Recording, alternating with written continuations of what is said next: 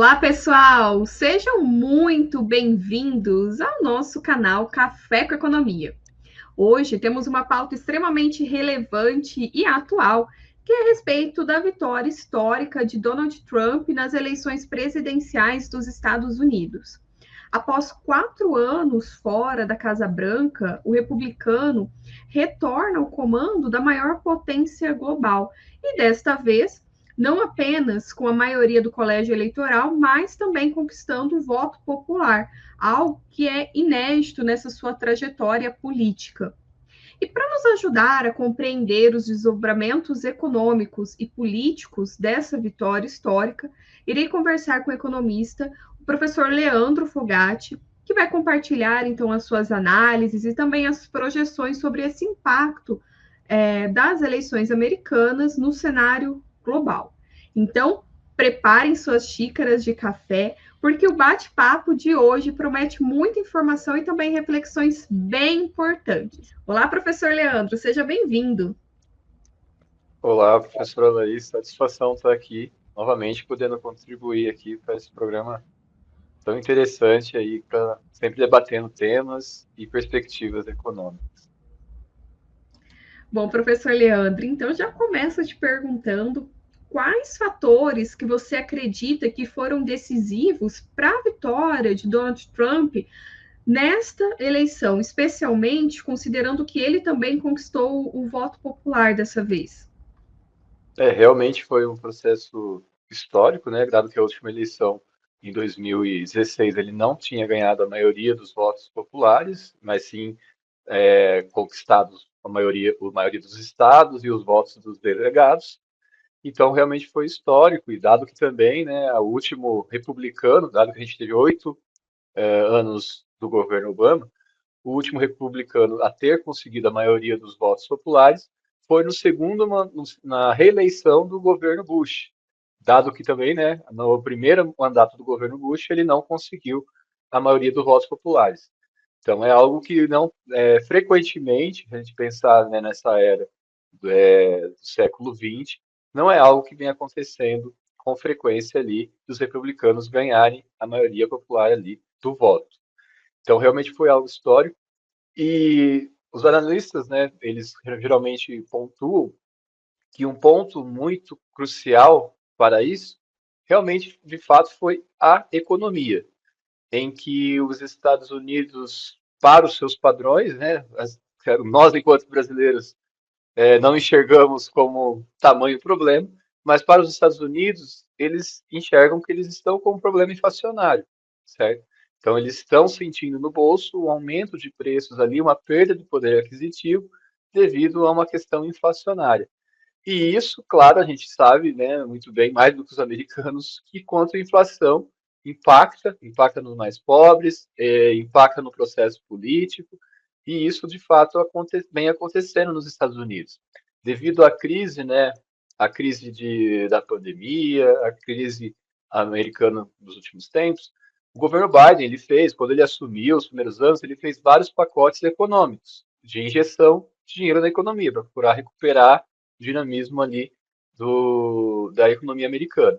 E claro, a gente sabe, né, que isso tem a contrapartida de gerar inflação.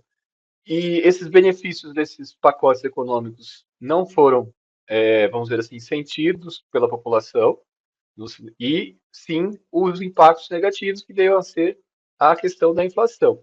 Então, pontuam que o problema, que a inflação corresponde a algo que mexeu muito com o eleitorado nessa eleição, e com isso, como a Kamala Harris, ela era a vice-presidente do governo atual, então ela representava essa inflação dos últimos tempos.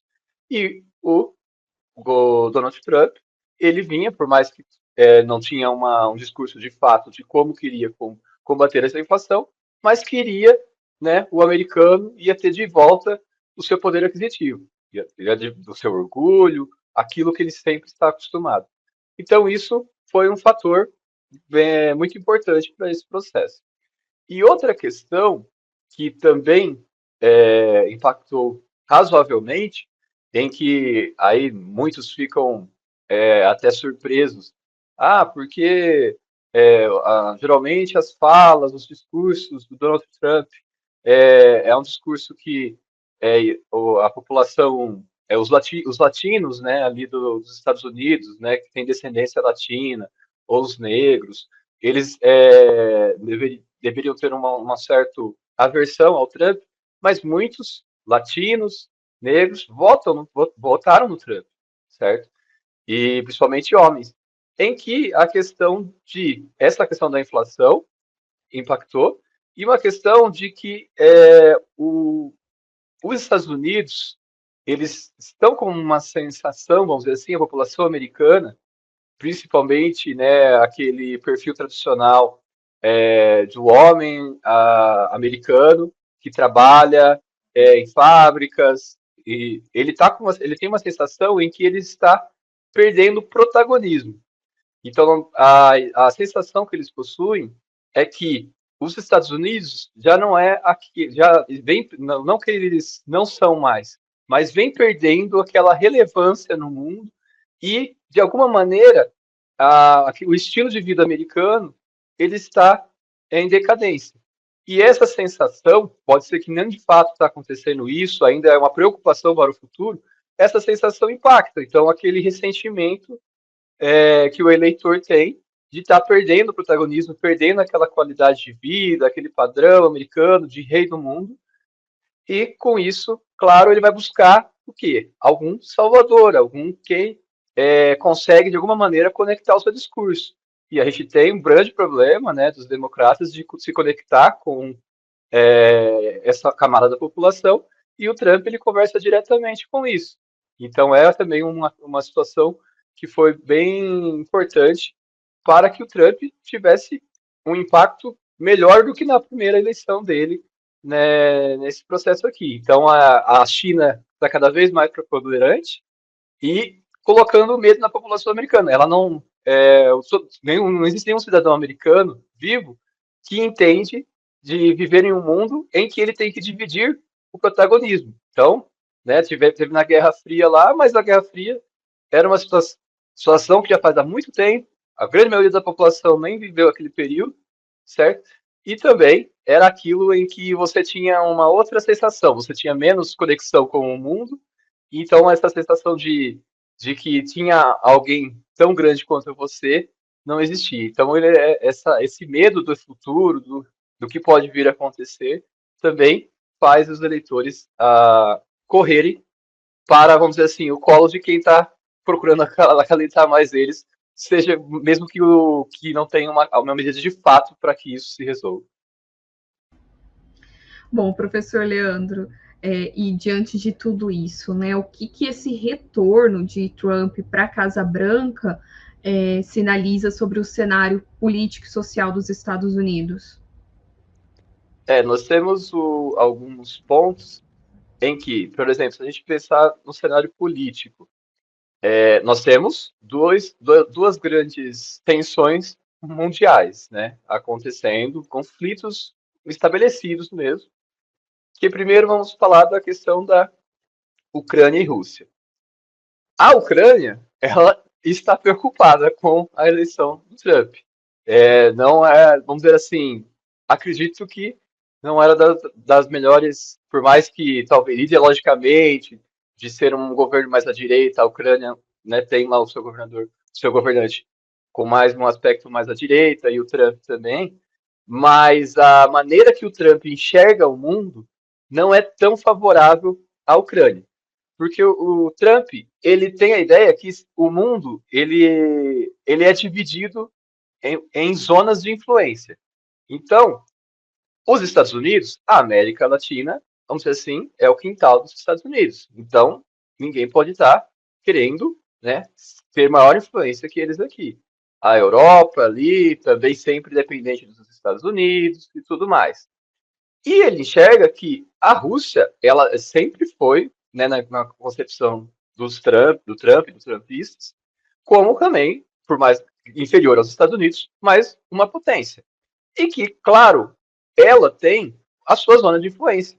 Então, de fato, eles enxergam que a Rússia ela tem, sim, de certa maneira, uma, uma legitimidade para ter influência sobre a Ucrânia. Porque é assim que os Estados Unidos opera e ele enxerga que a Rússia ali, até para ter uma contrapartida, um inimigo, faria sentido. Então, e o Trump ele deu o discurso que ele resolveria rapidamente esse conflito da Ucrânia e Rússia. E o temor que como que você resolve rapidamente? Não vai ser apertando um botão lá e mandando um míssil na Rússia. Lógico que ele não vai fazer isso. Vai ser o quê? Pressionando para a Ucrânia abrir mão de certo território e sem os Estados Unidos fornecendo armamento, fornecendo apoio econômico, ele consegue fazer toda essa questão de a Ucrânia acabar aceitando várias condições que a Rússia estipula e, com isso, ter esse processo de encerramento desse conflito. Então, a Ucrânia está preocupada de que maneira que o Trump vai entender isso. Dada a sua concepção de que o mundo são de zonas de influência, dada a concepção de que, de certa maneira, ele tem também um certo respeito pela figura do Putin, né? Porque são, né, perfis similares ali, né? Da maneira de homem, da maneira de se expressar, da maneira de ser, né, aquele salvador, aquele líder. Então, tem esse processo. Então, a Ucrânia tem essa preocupação e a gente pode ter movimentações nesse conflito. A outra questão é no conflito ali, né? Israel, Palestina, ali, aquela zona ali do mundo, em que a gente tem um processo em que o Trump ele sempre foi muito aliado de Israel, né? Teve lá um processo de mudar a capital de acordo com os interesses de Israel. Então, de fato, ele pode ali ter alguma medida mais drástica para que isso se resolva, né? Então, ele pode respeitar menos entendimentos da Organização das Nações Unidas sobre como manejar esse conflito e ter uma situação de maior influência prática para que isso se resolva, e pró-Israel, que ele tem um excelente relacionamento, né, com o líder de Israel, e aí com isso, rapidamente, ele tentar, de alguma maneira, pressionar os outros países ali, né, fazendo bloqueios, né, fornecendo ajuda econômica e ajuda militar para que isso tenha uma resolução rápida. Porque ele prega que esses conflitos têm que se finalizar rapidamente. E aí são essas duas maneiras. Ele pode aumentar a força de Israel nesse conflito e, no caso lá, vamos dizer assim, reduzir o seu apoio à Ucrânia na questão contra a Rússia. Ótimas colocações, professor. É muito importante nessa reflexão do que é de se esperar, ainda mais agora nesse contexto que nós estamos vivendo, de guerra já há algum tempo, né, entre a Rússia e a Ucrânia. Então, agora realmente é esperar para ver o que vai acontecer. O Trump ele está voltando ao poder em um contexto econômico global que é bastante desafiador. Então, quais são as principais expectativas para a política econômica desse seu novo mandato? Bom, a gente pode entender com o Trump uma ideia em que a política dele econômica vai estar voltada, de fato, para internamente a economia dos Estados Unidos. Então, ele tem uma concepção de autoprotecionismo, tá? Então, tanto é que nós tínhamos lá o NAFTA, e foi durante a concepção do Trump em que teve toda uma reformulação do NAFTA. Ele até mudou de nome, ficou um nome até mais difícil de se pronunciar, né? Ficou o USMICA, em que toda aquela concepção, né, do acordo econômico do Canadá, Estados Unidos e México foi remodelado porque eles estavam, vamos dizer assim, na concepção dos americanos, tirando empregos dos Estados Unidos. Então, muitas fábricas estavam se instalando no México, e aí, como tinha essa livre circulação de mercadorias ali, produzia no México, que era muito mais barato, mão de obra mais barata, e depois essa mercadoria ia ser vendida nos Estados Unidos, por poder aquisitivo americano. Então, teve essa remodelação desse acordo econômico ali. Então, que é uma medida protecionista, né? Totalmente averso àquela questão do livre comércio, que a gente trabalha e conversa em economia internacional. Então, foi uma medida protecionista e ele promete mais medidas protecionistas.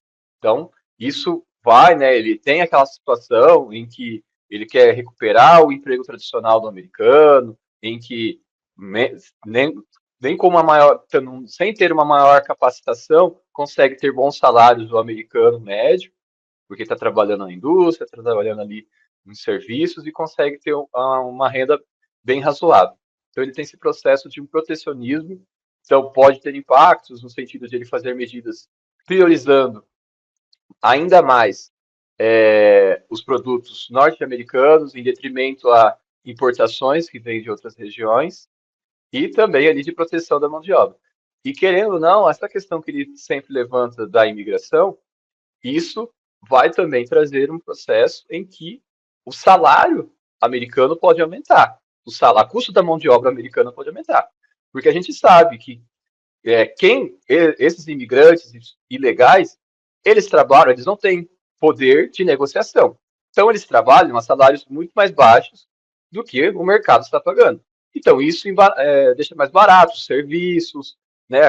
A gente sabe, né, por exemplo, de você empregado doméstico, limpeza, serviços em que o americano ele não está disposto, o americano tradicional não está disposto a fazer essas atividades e receber pouco, e esses imigrantes, principalmente ilegais, que vão fazer essas funções.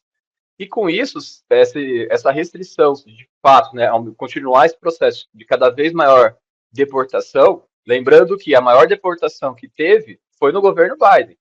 O Biden ele deportou mais nos 4 anos do que o Trump nos 4 deles lá de 2016 a 2020.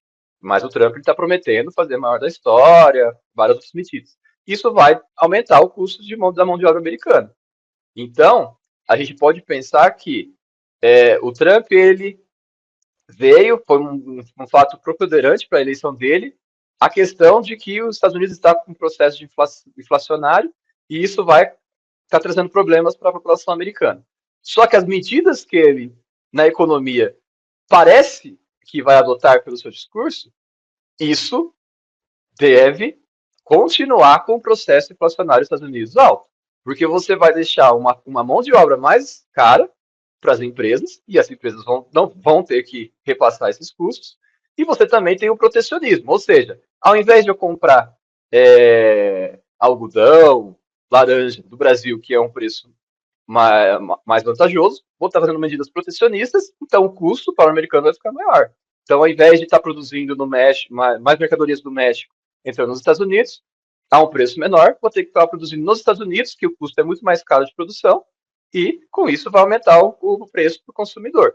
Então, por mais que ele tenha sido eleito em que na questão econômica a inflação que os Estados Unidos está vivenciando ajudou ele a entrar lá, as medidas econômicas que parece que serão adotadas devem continuar com esse problema inflacionário nos Estados Unidos.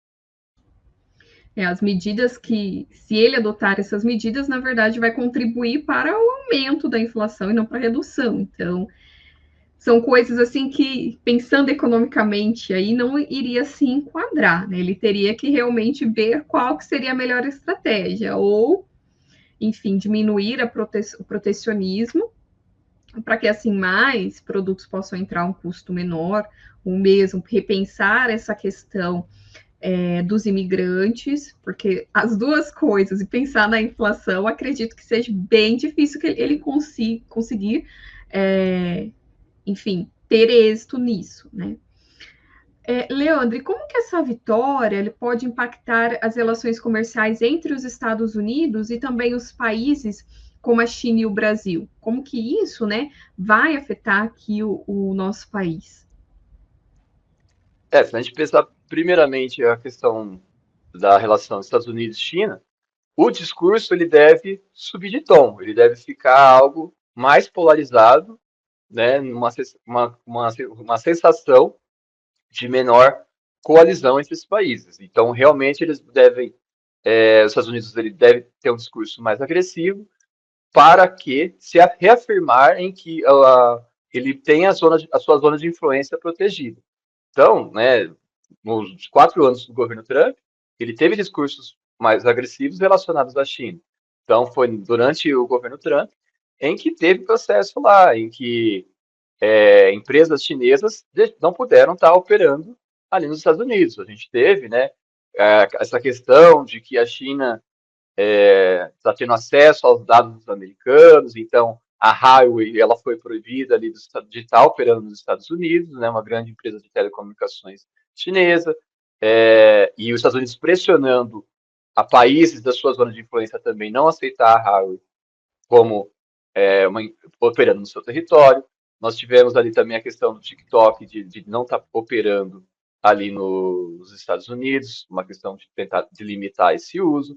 Então, vai ter realmente esse agravamento de um discurso e da situação ali de que querer cada um, a China querer crescer enquanto potência ali, o que está de fato acontecendo, e os Estados Unidos querendo manter a sua preponderância. Então, deve ter um maior acirramento desse discurso, e isso vai impactar outras regiões do mundo, inclusive o Brasil. O Brasil, a relação econômica que ele possui com os Estados Unidos, por mais que alguma questão, na questão comercial, comercial, a relação econômica comercial com os Estados Unidos, por mais que tenha alguma situação em que um protecionismo ou outro pode estar impactando algum setor brasileiro, mas, de fato, as relações econômicas irão continuar, porque é interesse das empresas brasileiras, é interesse das empresas americanas esse relacionamento. Então, quem exporta para o Brasil, quem importa do Brasil lá dos Estados Unidos, eles vão querer continuar com esse canal aberto. Então, comercialmente, deve manter as relações tranquilas. A questão é no jogo político internacional. A gente sabe, né? A gente temos aí mais 2 anos do governo Lula, e a maneira, né, de se pensar o mundo, a questão das pautas políticas mundiais do Lula e relacionado ao Trump são divergentes. Então, nessa questão do jogo político, o Brasil tem uma chance de estar mais próximo da China, das questões das demandas chinesas. Até pela questão dos BRICS, que o Brasil ele enxerga que ele tem um protagonismo maior lá, né? E também em outras pautas. Então, com isso, tem ali uma situação em que, na questão comercial, não devemos ter problemas quanto a isso, mas a questão de discurso político, nos grandes temas de debates internacionais, o Brasil pode não estar alinhado aos Estados Unidos, principalmente nesses 2 primeiros anos aqui, que a gente sabe que vai estar o governo Lula aqui no Brasil. Aí nós temos também a questão ambiental, em que o Trump claramente ele não é adepto dessa pauta, e o Brasil sendo sempre um país muito relevante, né, nesse discurso, toda vez que o tema ambiental ganha, tem preponderância no mundo, o Brasil está ali e precisa ser ouvido, né? E aí nessa situação também nós teremos uma divergência entre esses dois países nesse processo. Mas aí nessa pauta ambiental, a China também não pode também ser colocada como muito mocinha nesse processo, porque ela também tem grandes consequências para a questão da poluição.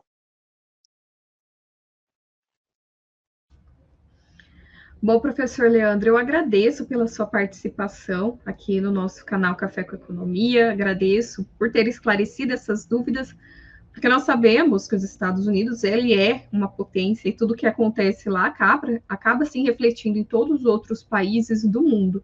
Então, tratar a respeito desse assunto é extremamente relevante. Então, muito obrigado por ter aceito participar aqui conosco. Satisfação, professora Laís, e aí a todos que estão acompanhando. E só um ponto final aqui sobre o impacto para a gente. Se essas medidas que se espera da economia americana, de mais protecionismo, né, a questão dos imigrantes, de aumentar o custo para o americano e causar inflação, vai causar para a gente aqui também problemas. Se aumenta a inflação, a gente lá das nossas aulas de economia sabe que vai ter que aumentar a taxa de juros. Os Estados Unidos vai aumentar a taxa de juros deles. Ou seja, vai ter fuga de capital aqui do nosso país e para isso a gente vai ter que aumentar a nossa taxa de juros. Então a gente tem nossos problemas internos aí e a gente pode esperar que a política monetária dos Estados Unidos não deve nos ajudar nos próximos períodos aí, para que a gente tenha juros mais a menos aqui para a nossa economia. A tendência e a expectativa é que realmente haja aí um aumento dessa taxa de juros e não uma redução, né? Vamos ter que aguardar para ver o que vai acontecer realmente. Mas, novamente, obrigada, pessoal. Então, não se esqueça de deixar o seu like e até o próximo vídeo do nosso canal Café com Economia. Até mais!